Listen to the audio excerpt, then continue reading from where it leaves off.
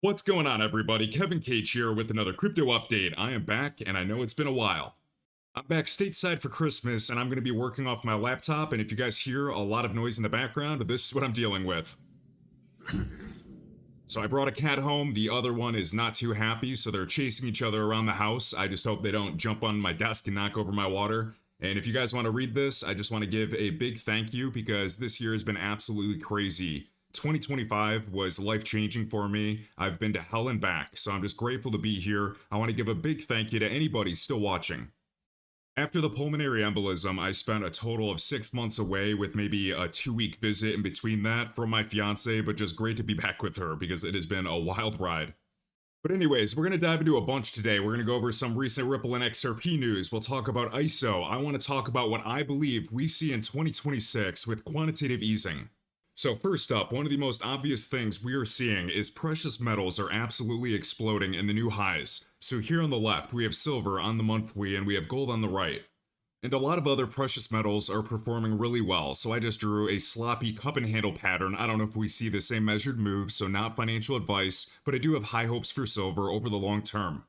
And I think the thing we're all asking ourselves is when the heck is crypto going to get the memo, because the crypto asset class has not been performing well whatsoever since Bitcoin reached an all-time high of 126K and has just crashed.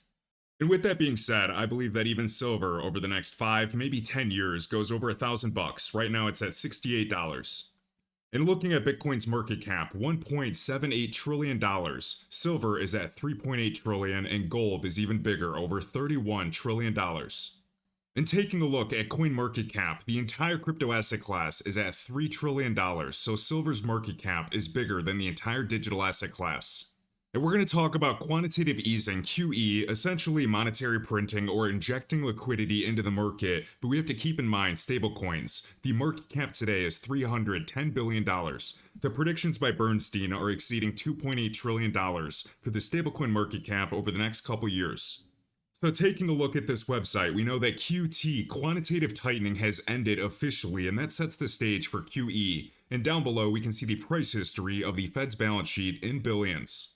We had the first phase of quantitative easing ever, basically monetary printing, buying up treasuries, injecting liquidity into the system. And this is right around when Bitcoin was created. Now the biggest phase of QE or quantitative easing that we've ever seen was March 2020.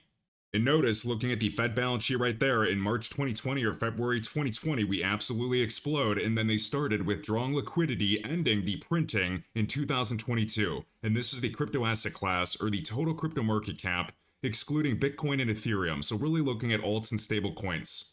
And friendly reminder, this was trillions of dollars injected into the system, just under $5 trillion. And we can see that right here. So the ticker on TradingView, if you want to check this out for the Fed balance sheet or their total assets, is WALCL.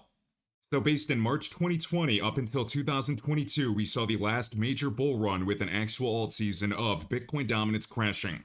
Now, it doesn't take a genius to assume it's just a matter of time before we see another phase of QE potentially bigger than even the last one in March 2020. And during those times, like last cycle, we saw rate cuts, we saw risk on assets, precious metals, crypto, and tech stocks perform really well.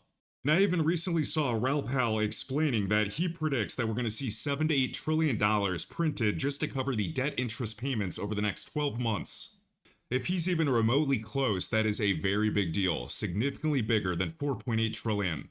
Alright, next up, so we have the S&P 500 on the left, and we have the Bitcoin US dollar index on the right. So this is not financial advice, believe whatever you want, this is just something that I'm looking at.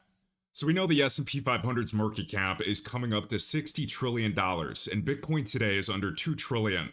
So I drew a Fibonacci retracement from their highs at the end of 2021, 2022 to the crash, and then the retracement for both. So for the S&P 500, it reached the 2 extension, whereas Bitcoin is only poked above the 1.27.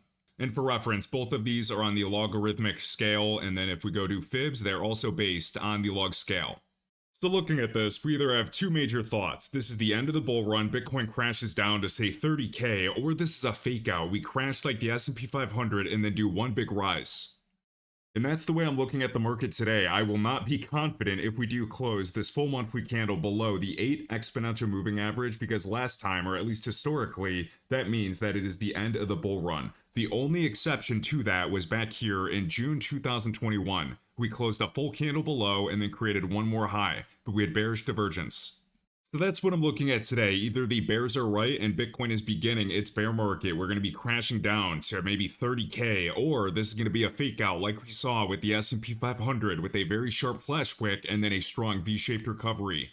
So that's what I'm looking at, while I'm also trying to consider what risk on assets are doing. The S&P 500, gold, silver, they're all ripping and roaring, but the crypto asset class hasn't done anything. And there are a million things to consider with geopolitical tensions. I don't want to name any specific countries in case YouTube flags it. We also know that Bitcoin dominance has yet to crash. When it historically has crashed during the last two cycles, those were the alt seasons. And yes, I agree, the altcoin market is looking absolutely terrible, but anything can happen.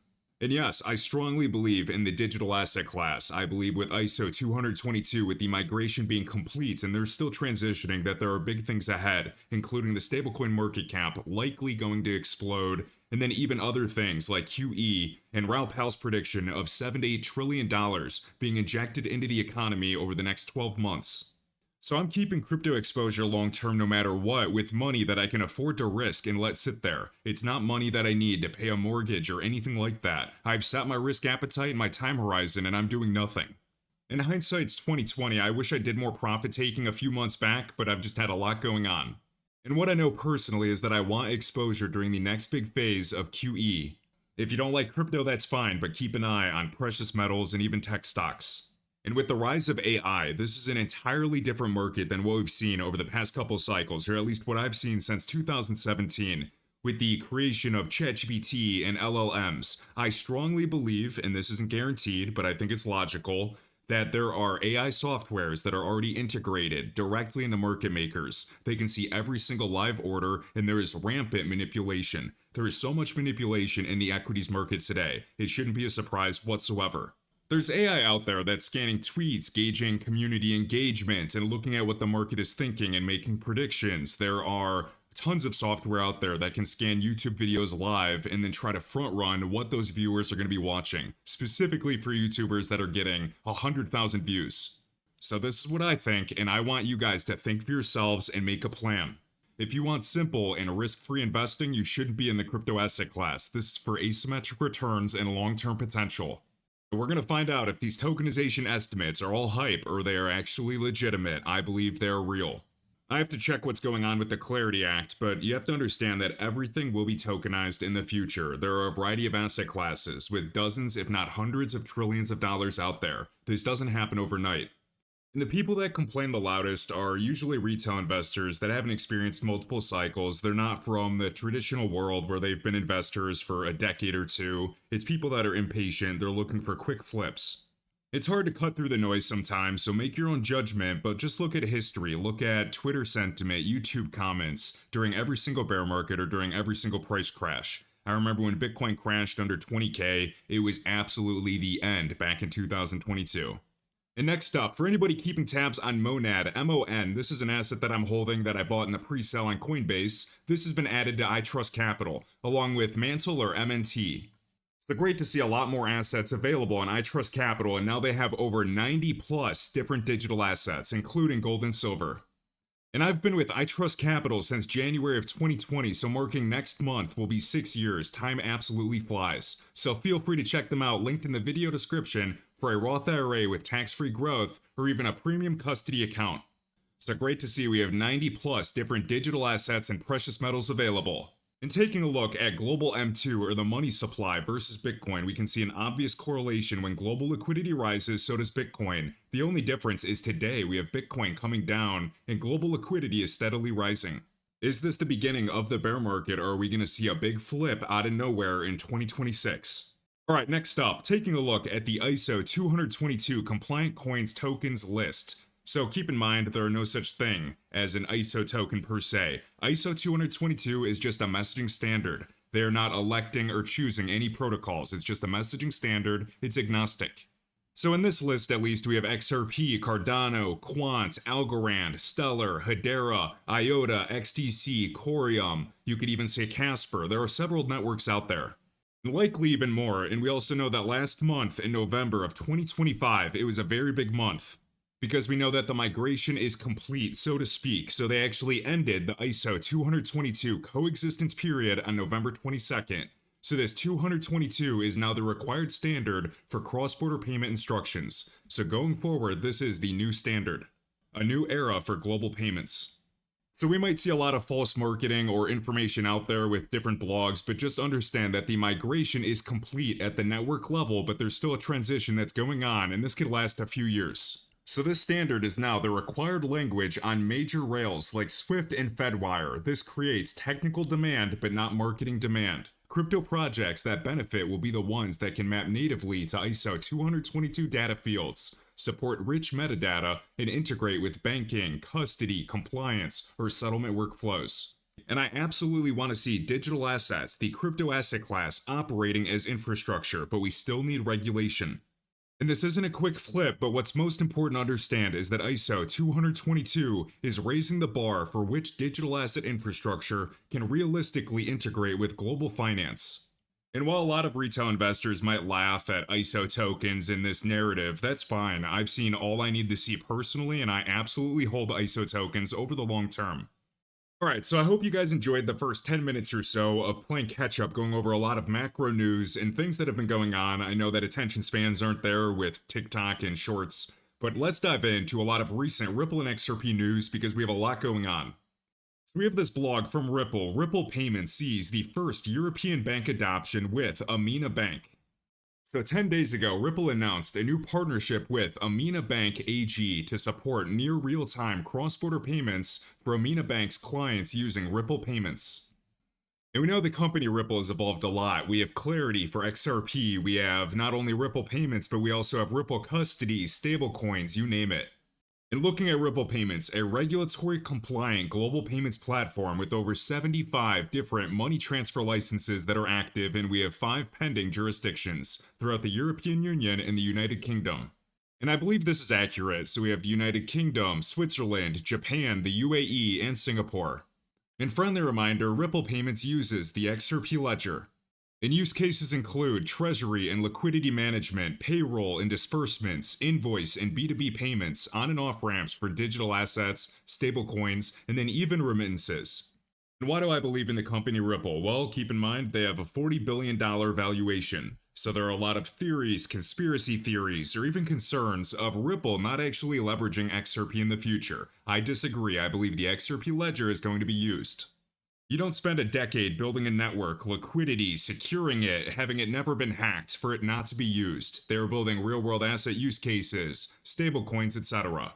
And I said all of this a long time ago. Think about where the world is. They are trying to adopt stablecoins. It's going to start off with stablecoins, but guess what? It's going to lead to XRP. Even with stablecoins, there is counterparty risk. With XRP, there is zero counterparty risk.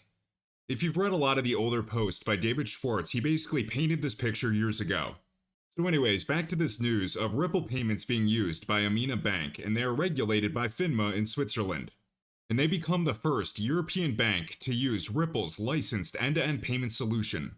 Amina Bank will continue to solve the challenge of integrating blockchain operations with traditional bank rails. Amina Bank's integration of Ripple Payments will enable the bank's clients to reduce the friction that typically arises between blockchain and traditional banking rails. And here's a quote from the Chief Product Officer over at Amina Bank. Our clients need payment infrastructure that can handle both fiat and stablecoin rails simultaneously, but traditional correspondent banking networks were not designed to support this. And earlier this year, Amina Bank became the first bank to globally support the Ripple US dollar, offering custody and trading services. So we're going to see more and more on custody. Custody is so incredibly important, it has to be compliant, and that sets the stage for actual utility, trading services, settlements. And no change here for Ripple Payments related to representing more than 90% of the daily FX market and processing more than $95 billion in volume. We have right here, Ripple's licensed payment solution is now available in Australia, Brazil, Dubai, Mexico, Singapore, Switzerland, and the US. And in other news, and we're going to dive a lot more into this upcoming week, we have some big news shared by Brad Garlinghouse. We have Ripple, the company, just received conditional approval from the US OCC to charter Ripple National Trust Bank. This is a massive step forward, first for the Ripple US dollar, setting the highest standards for stablecoin compliance with both federal, with the OCC, and state, with the NYDFS oversight. So why is this a huge deal? Well, we have federal with the OCC and state with the NYDFS oversight. So this is dual oversight for the Ripple US dollar. That is a huge barrier or risk to be able to overcome, and that is a big deal to get institutional adoption. Because now with the Ripple US dollar, it's addressing concerns around reserves, audits, governance, you name it, even consumer protection. So this is a huge win. And this makes the Ripple US dollar one of the few legitimate stablecoins that is institution ready. And although the Ripple US dollar runs on Ethereum and the XRP ledger, this makes the XRP ledger a compliant settlement layer.